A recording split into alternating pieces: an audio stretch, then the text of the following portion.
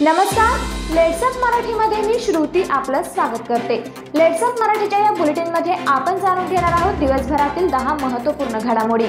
यामध्ये ठळक बातम्या आहेत ते म्हणजे पावसासंदर्भात, त्याचबरोबर राज्यपाल आणि मुख्यमंत्री यांच्यामध्ये झालेल्या पत्राद्वारे उत्तर आणि प्रत्युत्तरासंदर्भातील बातमी, तसेच परभणीतील एक धक्कादायक बातमी समोर आली आहे ती म्हणजे एका अल्पवयीन मुलीवर झालेल्या अत्याचारासंदर्भातील। चला तर मग वळूयात आजच्या दिवसभरातील महत्त्वपूर्ण बातम्यांकडे। यामध्ये पहिली महत्त्वाची बातमी आहे ती म्हणजे पुढील 2 दिवस महाराष्ट्रात सर्वत्र वादळी पाऊस, कोकण, मध्य महाराष्ट्र, मराठवाडा आणि विदर्भात मुसळधार पावसाची शक्यता, हवामान विभागाने वर्तवला अंदाज।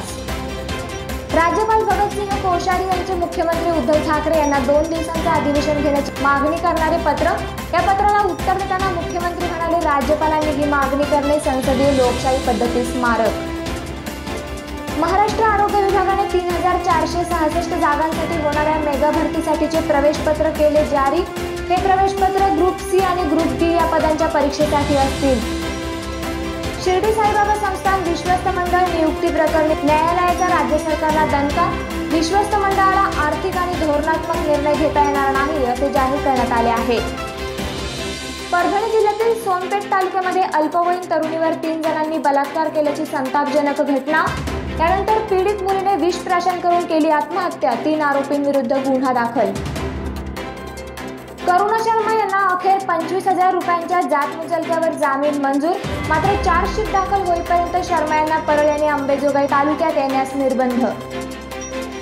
भारतात दिल्या जाणाऱ्या कोविशिल्ड लसीला मान्यता न देण्याचा ब्रिटन सरकारचा निर्णय। भारत सरकारने आक्षेप घेत नोंदवली नाराजी। भाजप नेते किरीट सोमय्या यांच्याकडून महाविकास आघाडीतील मंत्री आणि नेत्यांवर भ्रष्टाचाराचे आरोप सुरूच। दरम्यान नोटीस दिल्याप्रमाणे माफी न मागितल्याने परिवहन मंत्री अनिल परब यांच्याकडून किरीट सोमय्यांविरोधात 100 कोटींचा दावा दाखल। अखिल भारतीय आखाडा परिषदेचे अध्यक्ष महंत नरेंद्र गिरी यांच्या मृत्यू प्रकरणी प्रयागराज पोलिसांनी राजकीय पक्षांशी संबंधित अर्धा डझनहून अधिक लोकांना घेतले ताब्यात। आता या प्रकरणी अतिरिक्त एसपी देखील चौकशीच्या फेऱ्यात आले। जम्मू काश्मीरच्या उधमपूर जिल्ह्यात भारतीय लष्कराचे हेलिकॉप्टर कोसळले। शिवगड-धार भागात घडली घटना।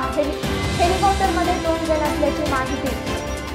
तर या होत्या या दिवसभरातील 10 महत्त्वपूर्ण घडामोडी। यासारख्याच नवनवीन बातम्या आणि अपडेट्स जाणून घेण्यासाठी फॉलो करा लेट्सअप मराठीला। त्याचबरोबर अधिक माहितीसाठी लेट्सअप ॲप डाउनलोड करा। धन्यवाद।